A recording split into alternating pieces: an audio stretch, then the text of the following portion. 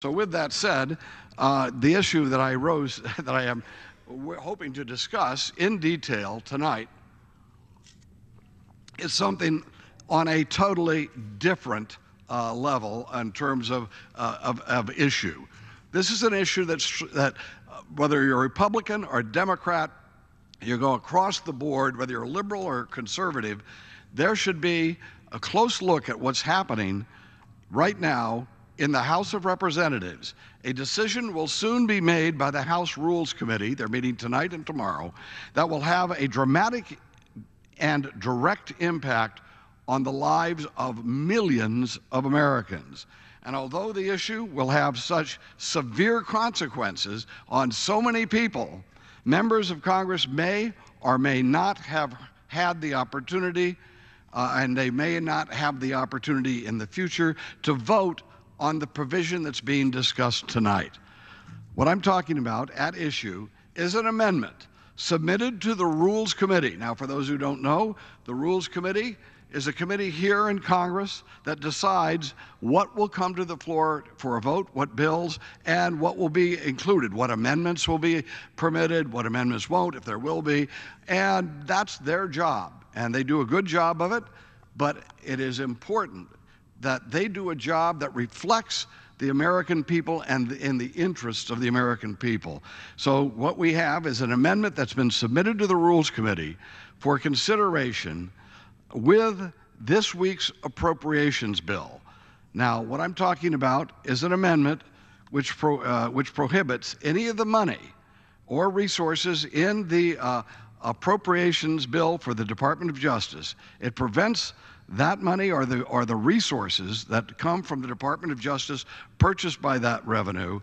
It says that that money will not be used. The Department of Justice can't use that money that's being given to them in the appropriations bill to supersede a state law when that state has legalized the medical use of marijuana. Now, that's my amendment. That amendment's been around. As many of my colleagues know, this amendment has a long history.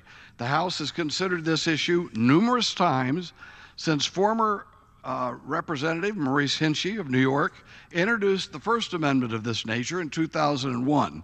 I joined him and supported that provision. And eventually, I became the lead sponsor in the amendment and giving this amendment when Mr. Hinchey left.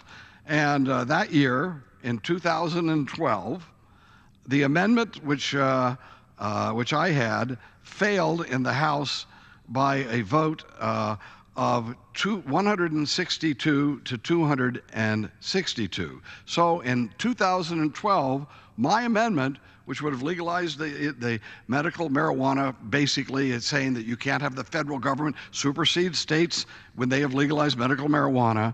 Well, it lost 162 to 262. Well, 2 years later, I teamed up with Representative Sam Farr, who is also now retired, and saw the amendment pass. This very same amendment, we were able to reach out to our colleagues, say, now, we do not want any of the money that's being allocated for the Department of Justice.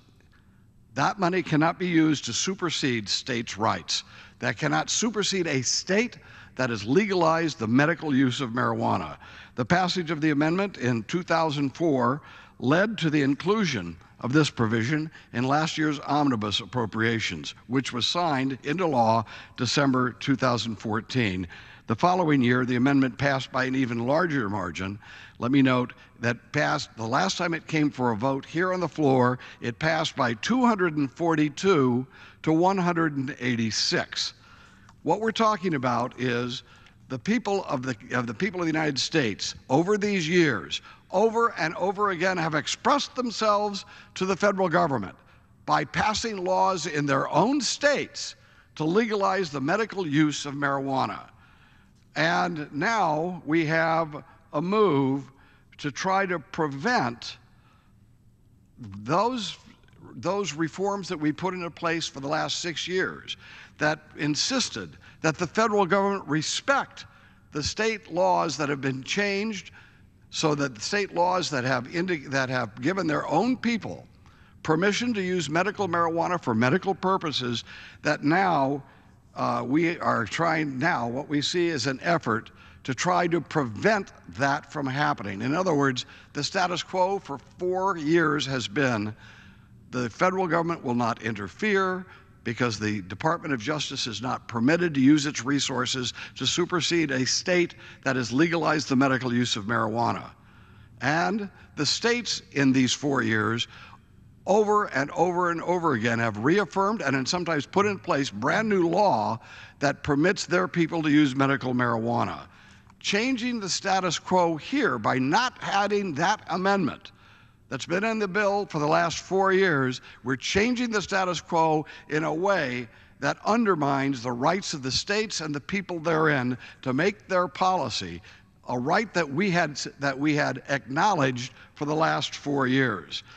Since it was first enacted into law, the provision has been updated and extended through a series of continuing resolutions. That's the bill that says we will respect state marijuana laws, and omnibus appropriations bills, the last of which was signed into law by President Trump on April 5th. So on April 5th, we signed into the omnibus bill. In that bill was the amendment that said the Justice Department will not use its resources to supersede state law. And since the first vote in 2014, the Senate Appropriations Committee has taken up the issue and has adopted this amendment on a bipartisan basis every year for the last few years. As a result, this provision, the federal government has been prohibited from arresting or attacking those providing cannabis for medical purposes in the states that have passed such laws through their state legislature or through a direct vote of their own people. So to date, what are we talking about?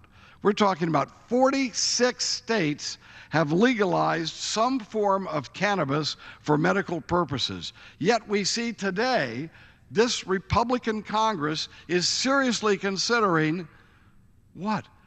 Superseding those states, in 46 states that have actually said, we will determine what's good for our people, and our people have voted overwhelmingly to permit medical marijuana to be used by the people of this state. Yet we are considering changing the status quo tonight by not permitting the amendment that always gave the rights to the states to make that decision.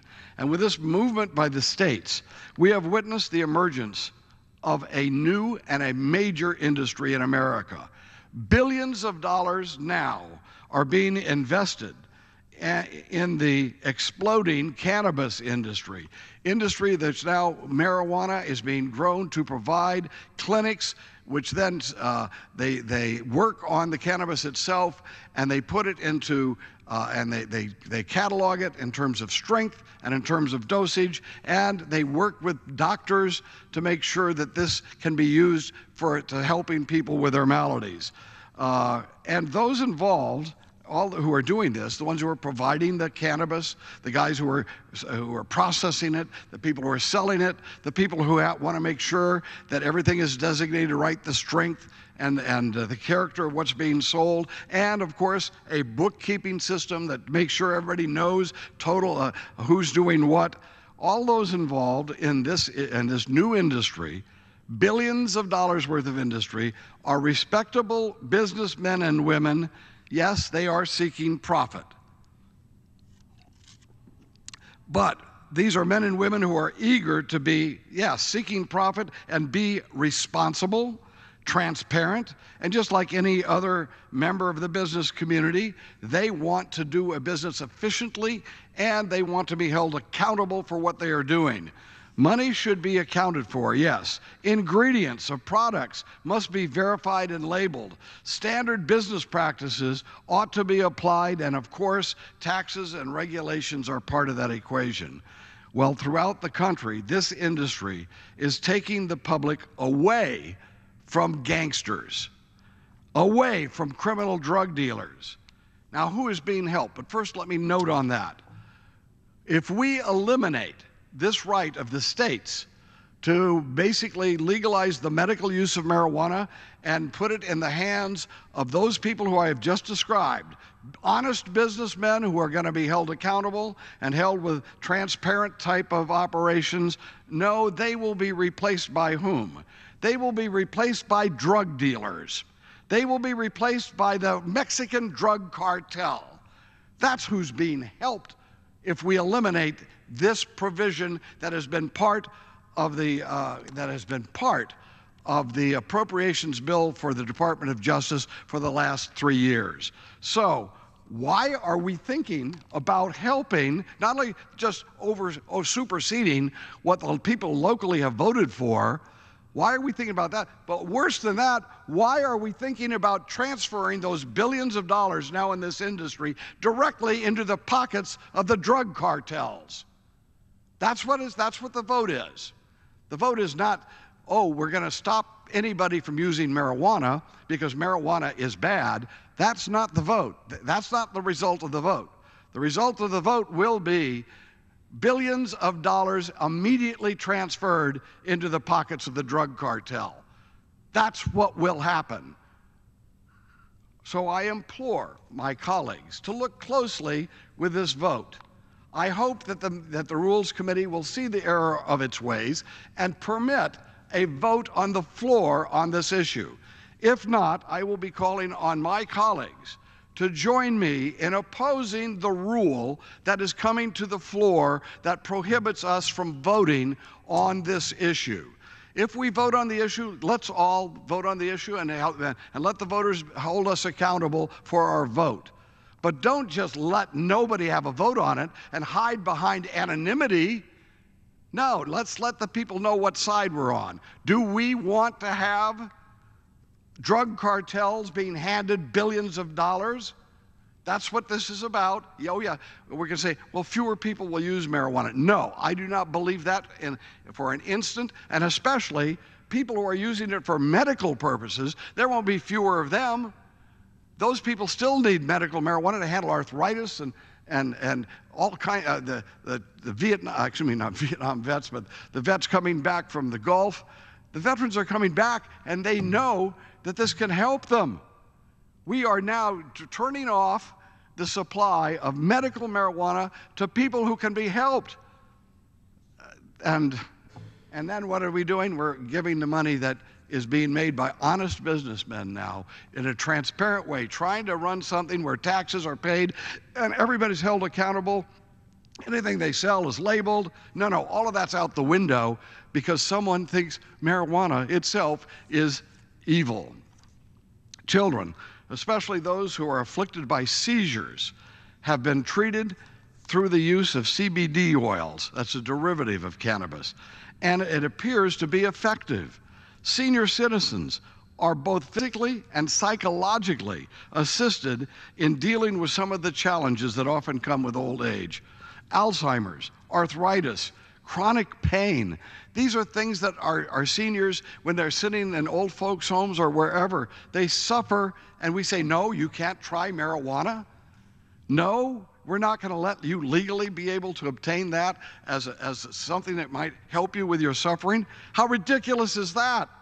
All Americans who suffer from diseases ranging from Crohn's disease to cancer, the potential to receive medical benefit from cannabis is clear.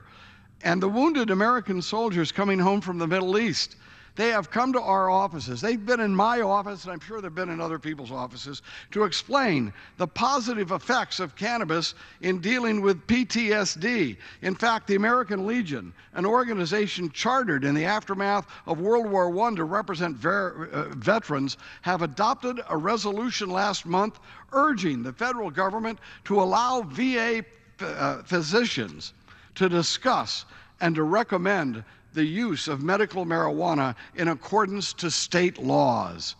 My goodness, I will just have to say that for us to turn our back on these seniors, to say that these people who have young children who had seizures and they couldn't stop them, and to turn our back on those people, to turn our back on our veterans, that's what this vote is all about.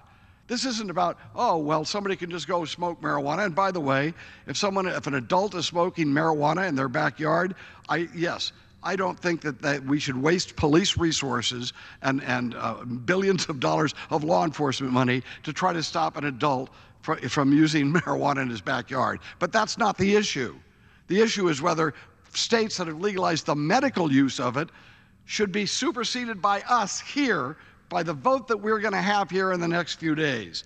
Let me tell you something of how I didn't know how the public would respond to the fact that I am one of the leaders in this whole effort to legalize the medical use of cannabis. And you know, I was Ronald Reagan's speechwriter, and I've been a Republican all my life. I've been you get the top score on conservatives groups that are, you know, they're giving you a score of how you voted and everything. And I have received very high marks in all of those groups. And I have been a conservative voter. I have a conservative libertarian background. I was Ronald Reagan's speechwriter for 7.5 years in the White House. Well, I didn't know. I got elected in 1988, last year of Reagan's term in the White House, and I sort of slipped into this issue because it's a principled issue to me. The principle is freedom, liberty, justice, and if you're not hurting somebody else, but especially if we should let people who are suffering, at the very least, give them some leeway when it comes to medical uses. Well, I knew that I was getting a lot of publicity on this, and a fellow came into my office to talk to me about a totally different issue, about an aerospace issue. And I am one of the senior members of the science committee. And I said, now this guy represents to me my typical voter, my conservative voter in California. The conservative voter is a guy who, this guy had been a commander or a captain in the U.S. Navy, a pilot, and he was now in aerospace. And I'm sure he always voted Republican. And so I asked him, I said, look, what do you think about the fact that the guy you've been voting for all this time is now the leader in the fight to legalize medical marijuana for the people of this state and this country? And he looked at me and he said, Dana, you really don't know me very well. I said, well, I know you're a former pilot in the Navy, and you are now in aerospace, and you're a conservative vote. And he says, yeah, but you don't know that I have 3 sons. 3 sons. And the day after 9/11, they all marched off and joined the military. And then what you don't know also is a few years later, 2 of them came back. But the third one who came back wasn't my son anymore. The third one that came back was on the floor in seizures because he'd been in some kind of an explosion that had rattled his brain, and he was on the floor with these seizures, and they wouldn't stop. How would you feel about your child on the floor having seizures that you cannot stop? And now we want to tell these people, we don't care about that. You're not going to get to try medical marijuana. Well, this guy said he tried everything, and they took him to the VA, and it didn't help. And after about a year, this guy said, one of the guys at the VA hospital pulled him aside and said, hey, you want to help your son? See me off campus. They saw him in his office off the VA hospital, and the guy said, look, your son needs marijuana. Here's the prescription. Here's how to use it. Go do it. And do you know what the guy said to me there in my office? He said, my son hasn't had a seizure since that day.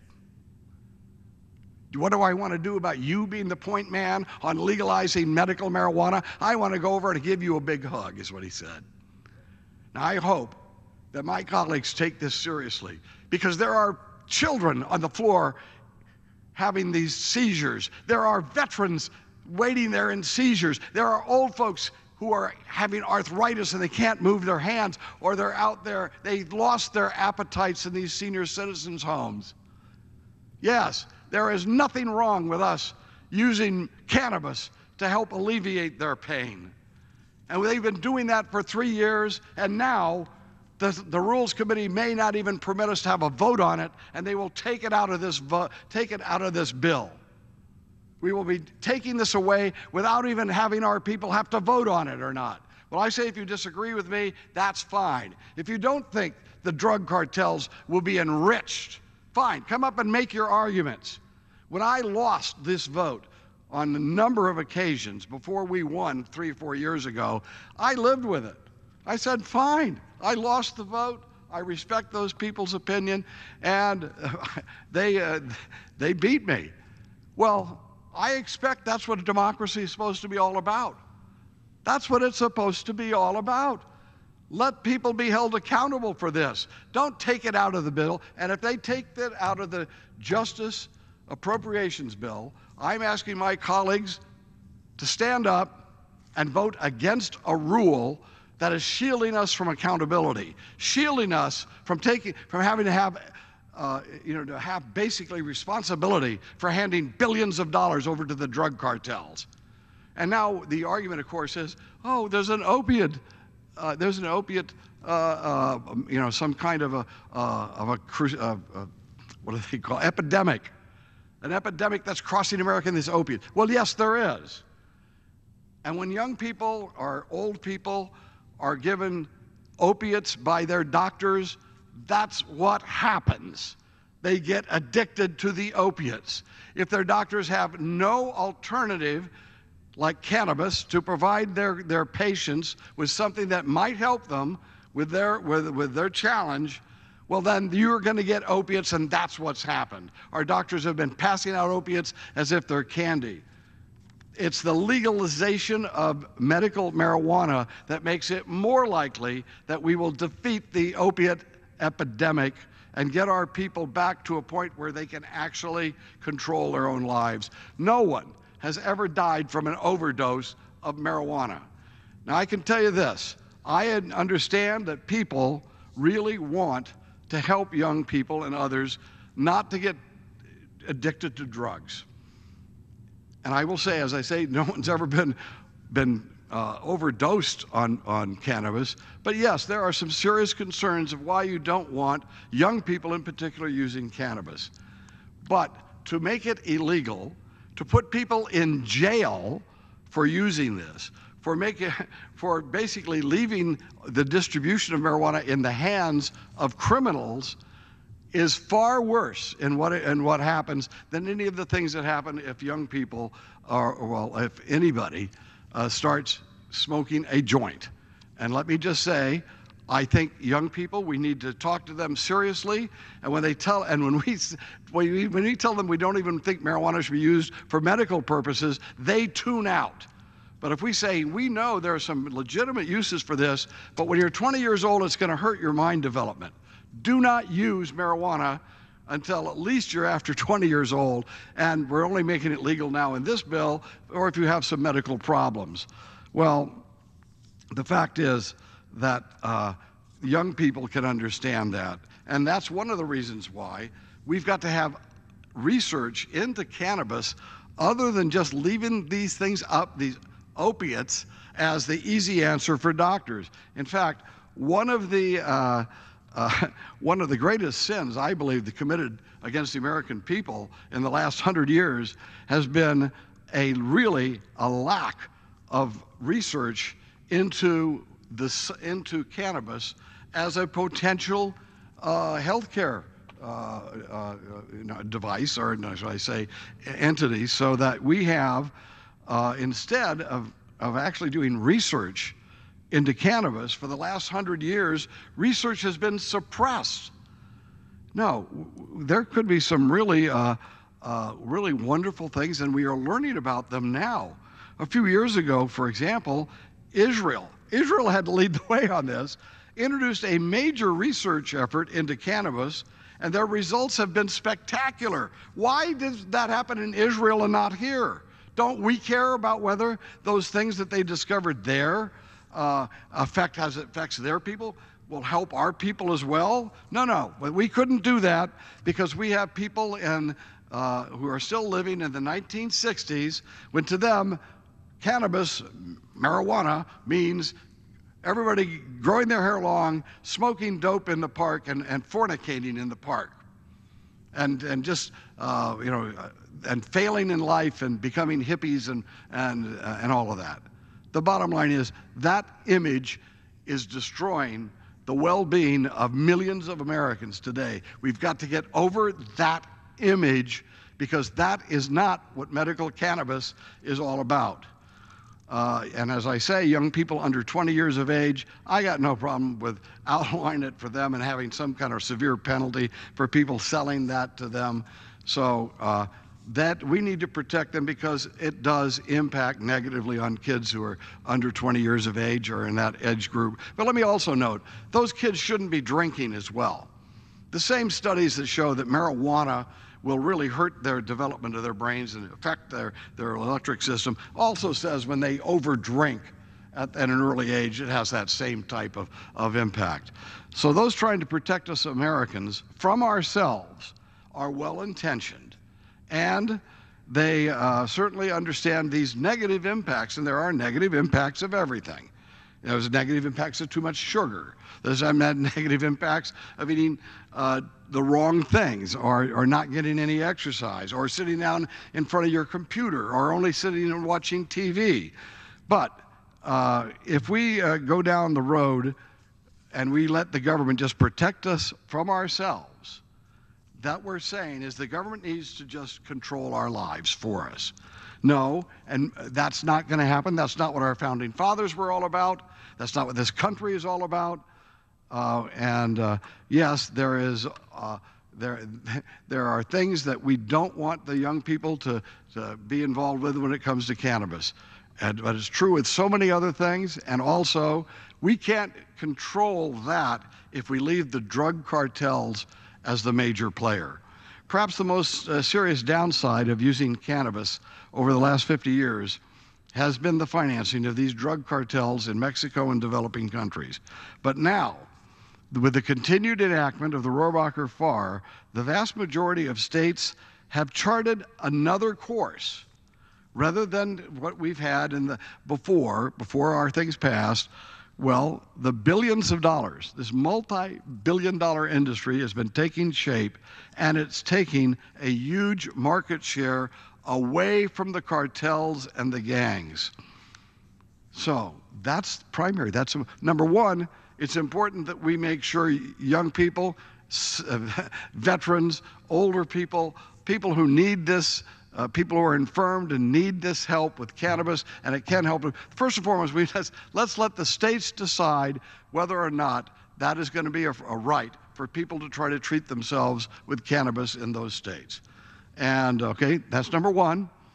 But number two, let's make sure that the money that's now being spent and organized to try to provide those people with their supply, and doing it in a very professional way with how much and what strength they're getting, et cetera, and people held accountable. Let's not turn that off and eliminate that and just send these people to the drug cartels. It's ridiculous. And finally, for me and many of my conservative colleagues, this has always been an issue of federalism and freedom. This has always been an issue that goes right back to the fundamentals. Our founding fathers did not expect that the federal government would assume such a prominent role when it comes to policing our lives. Rather, they intended the states to take the lead when exercising police powers. The 46 states have thus far sought a different course when it comes to the medical cannabis. And these states should not be stymied by an all-powerful federal government dictating what we and the citizens of this country shall do in our private lives.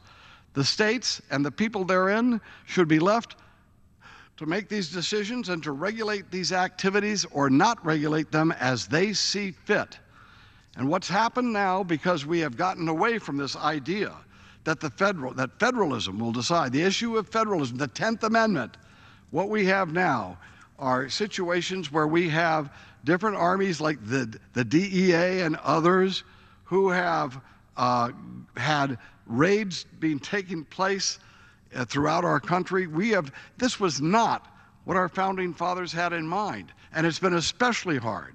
This effort to try to put in jail anybody who's even using marijuana for anything. What we've done is in the black and Chicano communities in particular, minority communities who have less money, they have suffered the most, because if their children, if let's say a 20-year-old young man gets arrested in the ghetto, well, he's not going to have a lawyer like that, like people who live in the more affluent areas. So thus, that record will stick with him for the rest of his life. No, we have wasted billions of dollars of their lives that they could be having better jobs 10 years down the road by hanging this on their back. And we wonder why they can't get, when people can't get jobs. Well, somebody from a more affluent home, there is a lawyer waiting for them at the police station if he's ever caught with a baggie of marijuana. Well, that's not good to have that young man in the ghetto or anywhere else, or even in the affluent communities, to have a criminal record for something that, yes, might have negative impact on him.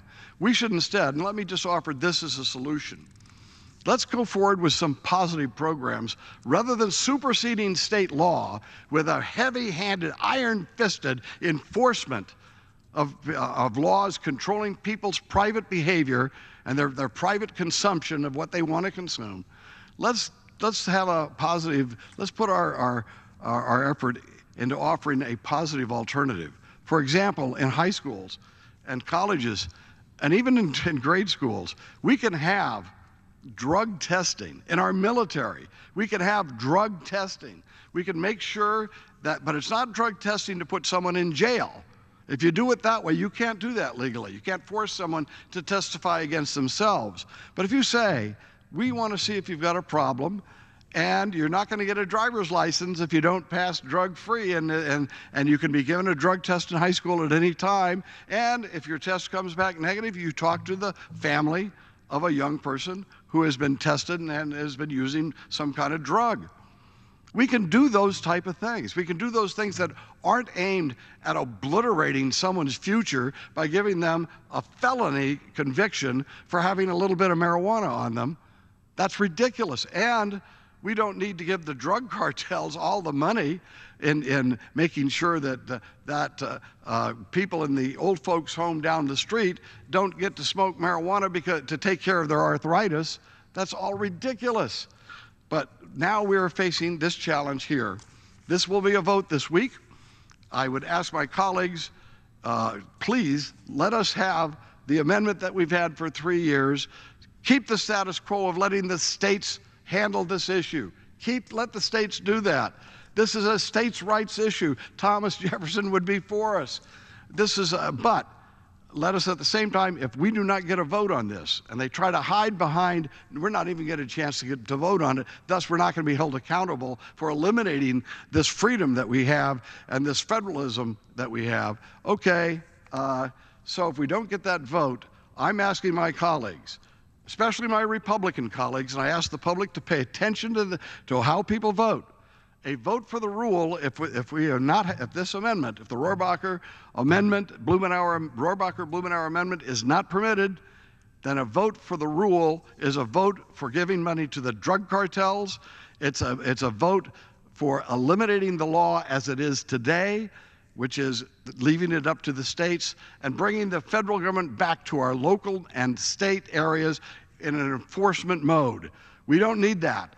So if we don't get this, if my amendment, the Rohrabacher amendment, is not permitted, I would hope that my colleagues would join me in voting against the rule, which sends that bill back to the committee, to the Rules Committee, where they will then either add it or not, but at least gives us a chance to have a direct vote on it again if we defeat it the first time. So I say strike a blow for freedom. Make sure we reaffirm the idea of federalism, personal responsibility, not government controls over our lives. Let's do what our founding fathers, let's strike a blow for liberty. That's what this is about, liberty, and it's not about having power in the hands of the federal government to come down and tell us how to run our lives and centralizing power in Washington, D.C. So I ask my colleagues to join me in voting for my amendment if it's permitted on the floor, and if it's not, to vote against the rule on the appropriations bill for the Justice Department. And with that, I yield back the balance of my time. One yields back. Pursuant to Clause 12 of Rule 1, the House stands in recess subject to the call of the chair.